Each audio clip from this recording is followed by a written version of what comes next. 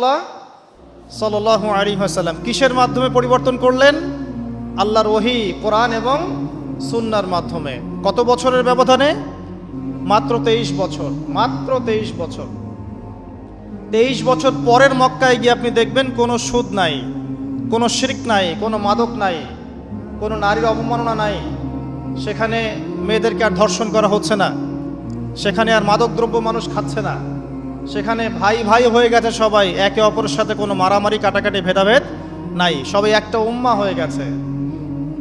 তো এই যে 23 বছরে একটা নোংরা সমাজকে আলোকিত সমাজে পরিণত করা হলো কিসের মাধ্যমে? আল কোরআনের মাধ্যমে। আর সেই কোরআন নাজিল করা হয়েছে রমাদান মাসে। তাহলে এই রমাদান মাসে আমাদের সবচেয়ে বড় দায়িত্বটা কি? কোরআন কেন্দ্রিক জীবন গড়া, তাই নয় কি? কোরআন কেন্দ্রিক জীবন গড়া, কোরআন পড়তে শেখা, কোরআন